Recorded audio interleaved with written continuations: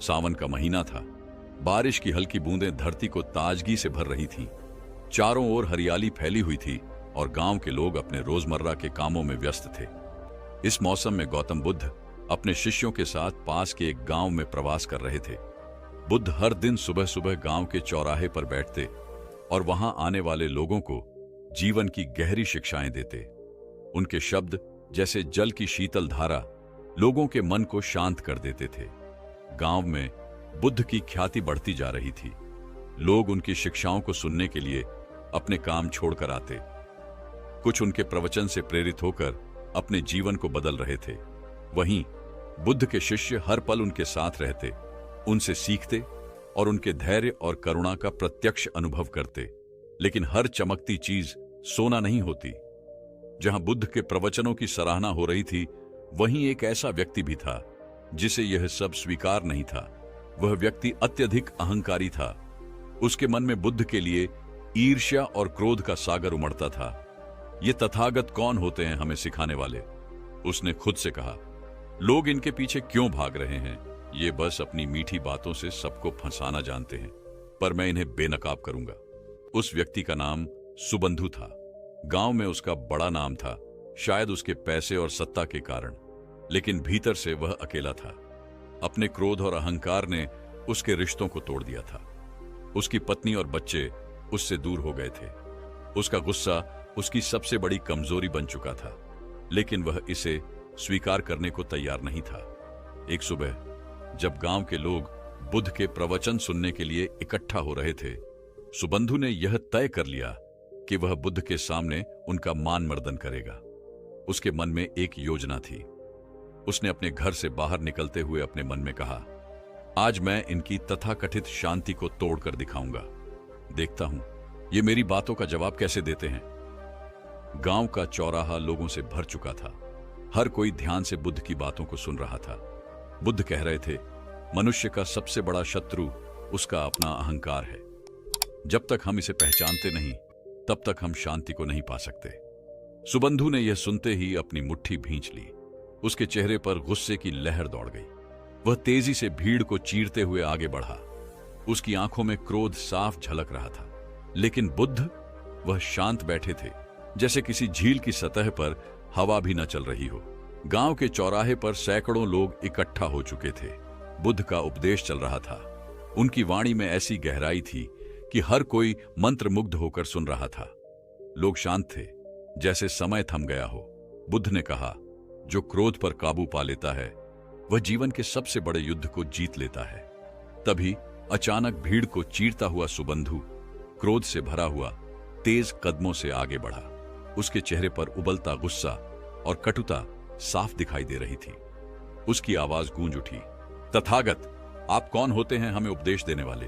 क्या आप सोचते हैं कि आप यहां आकर हमें सिखाएंगे कि कैसे जीना है? यह सुनते ही लोगों की निगाहें सुबंधु की ओर मुड़ गईं। सबके चेहरों पर आश्चर्य और असमंजस था। आनंद और अन्य शिष्य चौंक गए। आनंद ने सुबंधु की ओर गुस्से से देखा, लेकिन बुद्ध, वह अभी भी शांत बैठे थे, जैसे कुछ हुआ ही ना हो। सुबंधु ने अपनी आवाज और तेज करते हुए कहा, आपके ये प्रवचन, ये दिखावा है। आप खुद को महान समझते हैं, लेकिन मुझे आप जैसे साधु बहुत मिले हैं, जो बस शब्दों के जाल में लोगों को फंसाते हैं। आप झूठे हैं। उसकी बातें अब अपमानजनक होती जा रही थीं। वहां खड़े लोग असहज हो गए।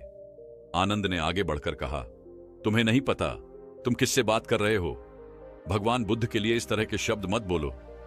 बुद्ध ने आनंद की ओर हाथ उठाकर इशारा किया, आनंद, रुक जाओ। हर व्यक्ति अपनी पीड़ा को व्यक्त करता है, इसे प्रकट करने दो। सुबंधु ने बुद्ध की इस शांति को देखकर और भी तीखी बात कहनी शुरू कर दी। देखा, यही तो है आपका नाटक, यह चुप रहकर सब सहने का दिखावा। पर मैं जानता हूं, भीतर से आप भी मुझसे डरते हैं, इसीलिए कुछ नहीं बोलते, है ना? शिष्य अब और अधिक क्रोधित हो रहे थे, लेकिन बुद्ध, उनकी आंखों में अभी भी करुणा झलक रही थी। उन्होंने सुबंधु की हर बात को धैर्यपूर्वक सुना। उनके चेहरे पर न तो क्रोध था, न असहजता। सुबंधु ने जब देखा कि उसकी बातों का बुद्ध पर कोई असर नहीं हो रहा है, तो उसका क्रोध और बढ़ गया। उसने भीड़ की ओर मुड़कर कहा, देखो, यह व्यक्ति तुम्हें शांत होने का पाठ पढ़ाता है, लेकिन खुद कुछ भी नहीं कर सकता। यह सब दिखावा है। लोग कुछ भी कहने से डर रहे थे, लेकिन उनके भीतर सवाल उठ रहे थे। बुद्ध आखिर कुछ क्यों नहीं कह रहे? वे क्यों इसे सहन कर रहे हैं? सुबंधु की तीखी बातें चलती रहीं। हर शब्द जैसे आग की चिंगारी बुद्ध की ओर फेंका जा रहा था, लेकिन बुद्ध का धैर्य चट्टान की तरह स्थिर था। सुबंधु की तीखी आवाज चौराहे पर गूंज रही थी। उसके शब्दों में क्रोध, अपमान और अहंकार का मेल साफ झलक रहा था। लोग सहमे हुए थे, शिष्य क्रोधित थे, लेकिन बुद्ध, वह शांत बैठे थे, जैसे पहाड़ पर बहने वाली हवा, स्थिर, गहन और अप्रभावित। सुबंधु ने अपनी बात खत्म करते हुए व्यंग्य से कहा, अब क्या हुआ तथागत? चुप क्यों हो? बोलिए, आप जैसे महान उपदेशक के पास मेरे सवालों का कोई उत्तर नहीं है? बुद्ध ने धीरे से अपनी आंखें उठाईं। उनके चेहरे पर मुस्कान थी, ऐसी मुस्कान जो किसी के भी मन को शांत कर दे। उन्होंने शांत और सधी हुई आवाज में कहा, भाई, यदि तुमसे एक प्रश्न पूछूं तो क्या तुम उत्तर दोगे? सुबंधु, जो अपने क्रोध के आवेग में था, अचानक ठहर गया। वह थोड़ा चौंक गया, लेकिन अपने स्वर को तीखा रखते हुए बोला, पूछो, तुम्हारा सवाल भी सुन लेते हैं। बुद्ध ने अपनी जगह पर स्थिर बैठते हुए कहा, यदि कोई व्यक्ति किसी को उपहार देता है और वह उपहार लेने से इनकार कर दे, तो वह उपहार किसके पास रहता है? सुबंधु को यह सवाल सुनकर समझ नहीं आया कि इसका क्या मतलब है। उसने व्यंग्य से हंसते हुए कहा, यदि कोई उपहार नहीं लेता तो जाहिर सी बात है, वह उस व्यक्ति के पास ही रहेगा जिसने उसे दिया। बुद्ध ने उसी शांति से उत्तर दिया, बिल्कुल सही कहा तुमने। और अब सोचो, तुम जो मुझे क्रोध, अपशब्द और अपमान का उपहार दे रहे हो, यदि मैं उसे स्वीकार न करूं तो यह उपहार किसके पास रहेगा? बुद्ध के शब्दों ने जैसे पूरे माहौल को स्थिर कर दिया। हर कोई स्तब्ध था। सुबंधु, जो अब तक आत्मविश्वास से भरा था, अचानक खामोश हो गया। उसने अपनी आंखें झुका लीं। बुद्ध ने अपनी बात को आगे बढ़ाया, भाई, क्रोध और अपमान भी वैसे ही हैं जैसे कोई उपहार। यह देने वाले का अपना चयन होता है, लेकिन लेने वाले का भी अधिकार है कि वह इसे स्वीकार करे या नहीं। मैं तुम्हारे क्रोध और अपमान को स्वीकार नहीं करता, इसलिए यह तुम्हारे पास ही रहेगा। शांति और स्थिरता के साथ बोले गए ये शब्द सुबंधु के भीतर गहराई तक उतर गए। वहां खड़ी भीड़ भी एकदम शांत हो गई। आनंद और अन्य शिष्य बुद्ध की बातों से प्रभावित होकर उन्हें निहार रहे थे। सुबंधु ने पहली बार अपने भीतर कुछ अजीब सा महसूस किया। वह समझ नहीं पा रहा था कि यह क्या था, शर्म, आत्ममंथन या कुछ और। लेकिन एक बात स्पष्ट थी, उसके शब्दों का बुद्ध पर कोई प्रभाव नहीं पड़ा था। इसके विपरीत उनके शब्द उसके भीतर एक तूफान पैदा कर चुके थे। सुबह का सूरज अब सिर पर आ चुका था। चौराहे पर पसरी खामोशी टूटने का नाम नहीं ले रही थी। बुद्ध के शब्द अभी भी हवा में गूंज रहे थे।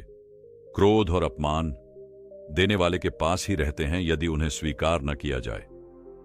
सुबंधु वहां खड़ा था, लेकिन उसकी आंखों में अब वह क्रोध नहीं था।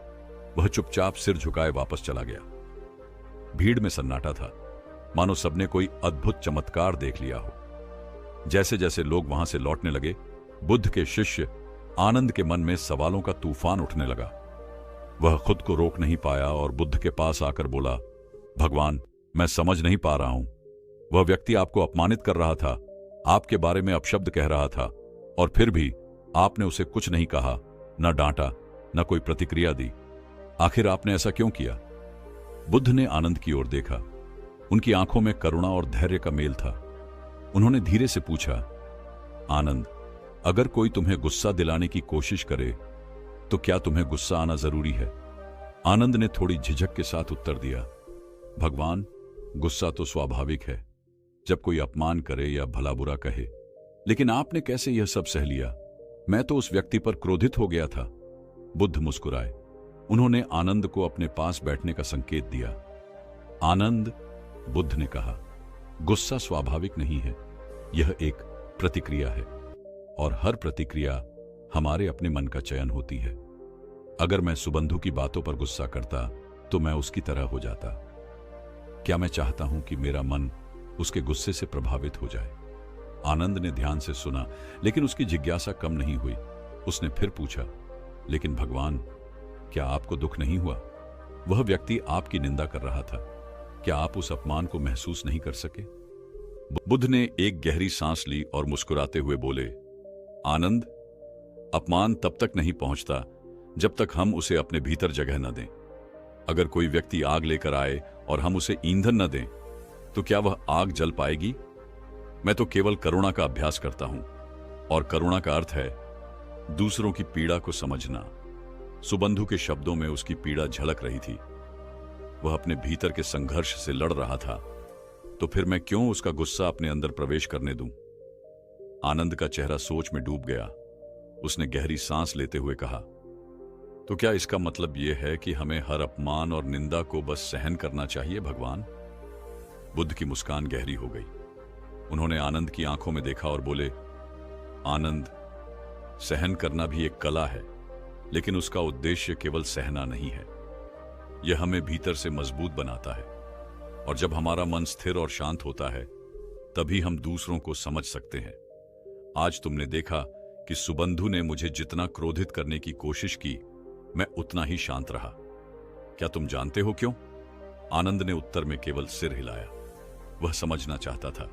सुबंधु गांव की पगडंडी पर धीमे धीमे चल रहा था। उसके कदम थके हुए थे और मन अशांत। बुद्ध के शांत उत्तर ने उसके भीतर कुछ ऐसा जगा दिया था जिसे वह पहचान नहीं पा रहा था। क्रोध, जो उसकी पहचान बन चुका था, पहली बार उसे बोझिल लग रहा था। गांव से दूर एक पुराना बरगद का पेड़ था। सुबंधु वहां जाकर बैठ गया। उसने अपनी मुट्ठियां भींच लीं और अपने आप से कहा, यह क्या हो रहा है मुझे? मैं हमेशा सही रहा हूं। लोग मुझसे डरते हैं, मेरा सम्मान करते हैं, लेकिन आज उस तथागत के सामने ऐसा क्यों लगा कि मैं हार गया हूं?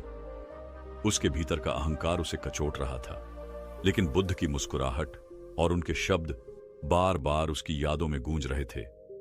यदि कोई उपहार स्वीकार न करे तो वह वापस देने वाले के पास रहता है। सुबंधु के चेहरे पर अचानक एक बेचैनी उभरी। उसने खुद से पूछा, क्या यह क्रोध, यह कटुता मेरे ही पास रह गई है? मैं इसे दूसरों पर फेंकता हूं, लेकिन शायद वे इसे कभी ले ही नहीं पाए। क्या मैं ही इसका भार ढो रहा हूं? उसकी आंखें भर आईं। उसने अपने चारों ओर देखा। पेड़ों की सरसराहट, पक्षियों की चहचहाहट, सब कुछ उसे शांत करने की कोशिश कर रहा था, लेकिन उसके भीतर का तूफान थमने का नाम नहीं ले रहा था। पहली बार उसने अपने जीवन पर नजर डाली। क्यों मैं हमेशा गुस्से में रहा? क्यों मैंने हर किसी को चोट पहुंचाई? क्या मैं वाकई इतना कमजोर हूं कि मुझे अपना अस्तित्व साबित करने के लिए दूसरों को अपमानित करना पड़ा? बरगद के नीचे बैठे बैठे सुबंधु फूट फूट कर रोने लगा। उसने अपने सिर को घुटनों में छिपा लिया। उसकी आंखों से आंसू लगातार बह रहे थे। यह वही व्यक्ति था जो कुछ घंटे पहले तक अपने क्रोध और अहंकार में डूबा हुआ था। अब वह अपनी ही कमजोरियों के सामने खड़ा था। कुछ देर बाद सुबंधु ने सिर उठाया। उसका चेहरा आंसुओं से भीगा हुआ था, लेकिन उसकी आंखों में एक नई चमक थी। उसने मन ही मन कहा, मुझे तथागत के पास लौटना होगा। मुझे उनसे माफी मांगनी होगी। शायद मैं उनसे कुछ सीख सकूं। शायद वह इस बोझ से मुझे मुक्त कर सके। सुबंधु ने धीरे धीरे गांव की ओर कदम बढ़ाए। हर कदम के साथ उसका हृदय हल्का हो रहा था। वह जानता था कि यह आसान नहीं होगा। भीड़ के सामने माफी मांगना, अपने अहंकार को तोड़ना, यह सब उसके लिए असंभव जैसा था। लेकिन बुद्ध की करुणा ने उसे कुछ नया अनुभव करने का साहस दिया था। गांव पहुंचने पर बुद्ध अब भी उसी स्थान पर बैठे थे। उनके शिष्य और अनुयायी उनके चारों ओर शांत मुद्रा में बैठे थे। वहां का वातावरण शांत और पवित्र था।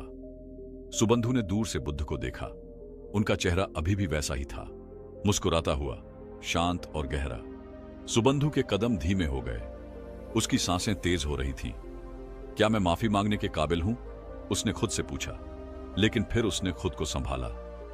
अगर मैं आज नहीं गया तो शायद कभी नहीं जाऊंगा। मुझे यह करना ही होगा। सुबंधु ने भीड़ के पास पहुंचकर अपनी जगह बनाई। सब उसे देखकर चौंक गए। आनंद ने उसे देखा और उसके चेहरे पर आश्चर्य था। वह फिर से आया है, अब क्या चाहता है?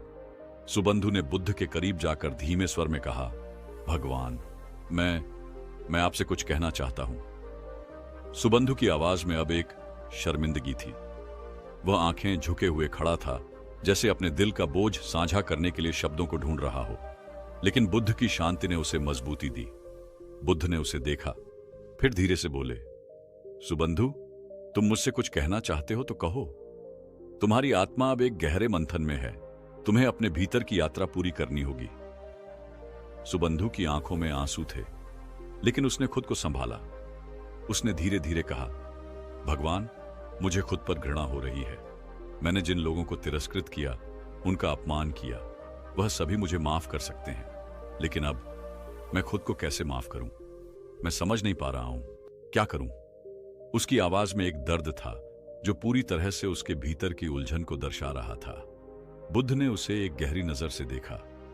उनके चेहरे पर एक हल्की मुस्कान थी, जो एक ऐसे व्यक्ति की मुस्कान थी जो किसी और के दर्द को समझ सकता है। उन्होंने धीमे स्वर में कहा, तुम्हारे शब्द, तुम्हारा क्रोध, तुम्हारा अहंकार, ये सब तुम्हारे भीतर के अंधकार से आते थे, लेकिन यह अंधकार तब तक नहीं रहता जब तक तुम उसे अपनी चेतना से बाहर नहीं निकालते। सुबंधु ने सिर झुका लिया और बुद्ध ने फिर कहा, तुम सोचते हो कि तुम अपने किए गए कर्मों को कैसे माफ कर सकोगे, लेकिन मैं तुमसे एक सवाल पूछता हूं, क्या तुम अपने अंधकार से भाग सकते हो? सुबंधु की आंखों में एक हलचल थी। उसने सोचा, फिर धीरे से उत्तर दिया, नहीं भगवान, अंधकार से भागना संभव नहीं है, मुझे उसी का सामना करना होगा। बुद्ध की आंखों में गहरी समझ थी। उन्होंने फिर कहा, ठीक वही बात है सुबंधु, तुम्हारे भीतर जो अंधकार है वह तुम्हारा क्रोध, तुम्हारा अहंकार, तुम्हारा भय, यह सब सिर्फ तुम्हारी आत्मा की छाया है, और एक दिन जब तुम इसका सामना करोगे, यह छाया धीरे धीरे मिट जाएगी, क्योंकि प्रकाश और अंधकार एक साथ नहीं रहते। सुबंधु की आंखों में अब एक नई लहर थी। वह यह समझने लगा था कि वह केवल अपने भीतर के अंधकार से भागने का प्रयास कर रहा था, जबकि उसे उसका सामना करना था। बुद्ध ने उसकी बातों को समझते हुए और भी गहरे शब्दों में मार्गदर्शन देना शुरू किया। तुम्हारे अंधकार के अंतर्गत जो दर्द है वह सिर्फ तुम्हारे भीतर नहीं है, यह सब लोग सहते हैं। जब तुम अपने दर्द को समझते हो तो तुम दूसरों के दर्द को भी समझ पाओगे। तुम्हारी करुणा तभी प्रकट होगी जब तुम अपने भीतर के घावों को पहचानोगे और उन्हें ठीक करने का प्रयास करोगे। सुबंधु की आंखों में चमक आ गई। उसने धीरे से कहा, क्या मैं वाकई इसे बदल सकता हूं भगवान? बुद्ध की आंखों में गहरी शांति थी। उन्होंने उसे संबोधित करते हुए कहा, यह परिवर्तन तुम्हारे भीतर ही है सुबंधु। तुम अपने विचारों, अपनी क्रियाओं और अपने दृष्टिकोण को बदलने से शुरुआत कर सकते हो। परिवर्तन हमेशा भीतर से आता है। जब तुम स्वयं को बदलोगे तो तुम्हारे आसपास का संसार भी बदल जाएगा। सुबंधु ने एक गहरी सांस ली और जैसे ही बुद्ध की बातों ने उसे आत्मविश्वास दिया, उसने महसूस किया कि वह सच में कुछ बदल सकता है। वह अब अपने भीतर की जंग जीतने के लिए तैयार था। सुबंधु ने बुद्ध की उपदेशों को अपने दिल में पूरी तरह से उतार लिया था। वह यह समझ चुका था कि उसका असली शत्रु बाहर नहीं, बल्कि उसके भीतर था। उसका अहंकार, उसका क्रोध और उसकी नफरत। बुद्ध के मार्गदर्शन ने उसे आत्म मंथन के लिए प्रेरित किया था और अब वह अपने जीवन में एक नई शुरुआत करने के लिए तैयार था। कुछ दिनों तक सुबंधु ने अपनी दिनचर्या को पूरी तरह से बदल दिया था। वह पहले की तरह गुस्से में नहीं आता था। अपने भीतर की अशांति और घृणा को वह अब शांति और सहानुभूति से बदलने की कोशिश कर रहा था। एक दिन जब सुबंधु गांव के बाजार से गुजर रहा था, उसे एक छोटा बच्चा दिखा जो एक टूटे हुए बर्तन के साथ बैठा था। बच्चा घबराया हुआ था, उसकी आंखों में डर था। सुबंधु ने उसके पास जाकर पूछा, क्या हुआ? तुम डर क्यों रहे हो? बच्चे ने कांपते हुए कहा, मुझे बर्तन को ठीक करना था, लेकिन मैं इसे और भी तोड़ बैठा। अब मुझे डर है कि लोग मुझे डांटेंगे।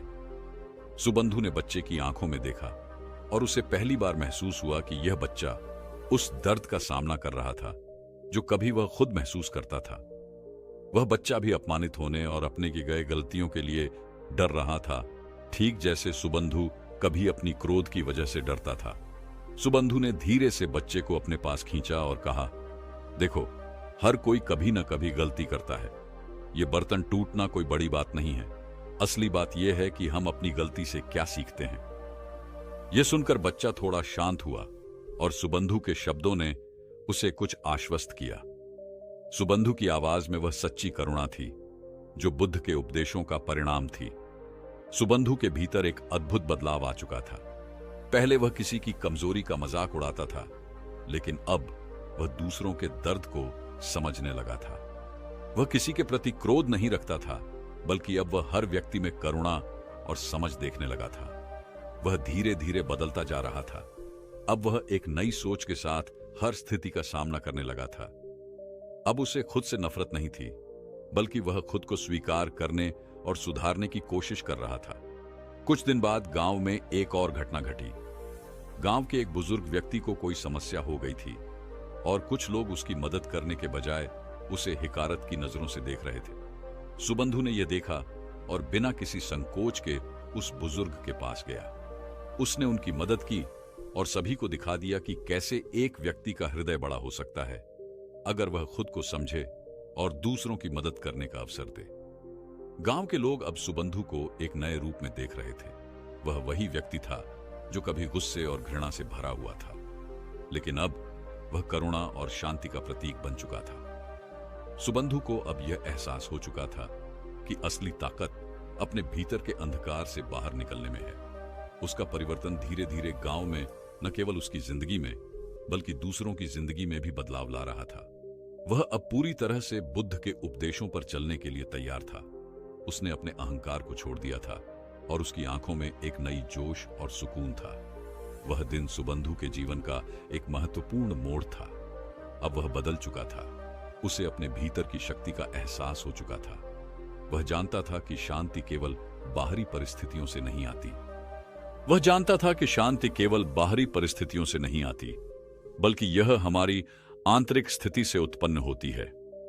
बुद्ध की शिक्षा ने उसे यह समझाया था कि अगर हम अपने भीतर के क्रोध और नफरत को त्याग दें, तो हम जीवन में वास्तविक सुख और शांति पा सकते हैं।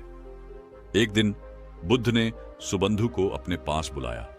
यह वही दिन था जब सुबंधु ने अपनी पूरी यात्रा के बारे में बुद्ध से बातचीत करने का निर्णय लिया था। उसने सिर झुका लिया और धीरे से कहा, भगवान, मैं जानता हूं कि मैंने जो किया वह गलत था, लेकिन अब मैं खुद को ठीक करना चाहता हूं। मैंने महसूस किया है कि हमारे भीतर की शांति ही हमें बाहरी दुनिया से जोड़े रखती है, लेकिन मैं जानता हूं यह आसान नहीं होगा। क्या आप मुझे और मार्गदर्शन देंगे? बुद्ध ने उसे मुस्कुराते हुए देखा और अपनी आंखों में गहरी करुणा के साथ उत्तर दिया, सुबंधु, तुम्हारे दिल में अब एक नई समझ और बदलाव है। यह तुम्हारा सबसे बड़ा कदम है, लेकिन ध्यान रखना, जीवन में सबसे बड़ा परिवर्तन अपने भीतर होता है। जब तुम अपने मन को शुद्ध करोगे, तब तुम्हारा हर कार्य और विचार भी शुद्ध होगा। यही तुम्हारा जीवन का संदेश है। आंतरिक शांति ही बाहरी दुनिया को बदलने का पहला कदम है। सुबंधु ने ध्यान से बुद्ध की बातों को सुना और उनके शब्दों का गहरा असर महसूस किया। वह समझ चुका था कि जीवन में शांति और सुख पाने के लिए उसे अपने भीतर की हलचल को शांत करना होगा। कुछ दिन बाद गांव में एक गंभीर संकट उत्पन्न हुआ। एक बड़ी बारिश ने फसल को नष्ट कर दिया था और किसान और उनके परिवार बुरी तरह प्रभावित हुए थे। गांव में बहुत घबराहट थी। लोग एक दूसरे पर आरोप लगा रहे थे। ऐसे समय में सुबंधु ने बुद्ध के उपदेशों को याद किया और एक कदम आगे बढ़ते हुए वह गांव वालों के पास गया। उसने उन्हें समझाया, देखो, हम सबके जीवन में दुख आते हैं, लेकिन यदि हम एक दूसरे का साथ नहीं देंगे तो हम कभी भी इस दुख से बाहर नहीं निकल पाएंगे। हमें अपने भीतर की नफरत और गुस्से को छोड़कर एकजुट होकर इस संकट का सामना करना चाहिए। सुबंधु की बातें गांव के लोगों के दिलों को छू गईं।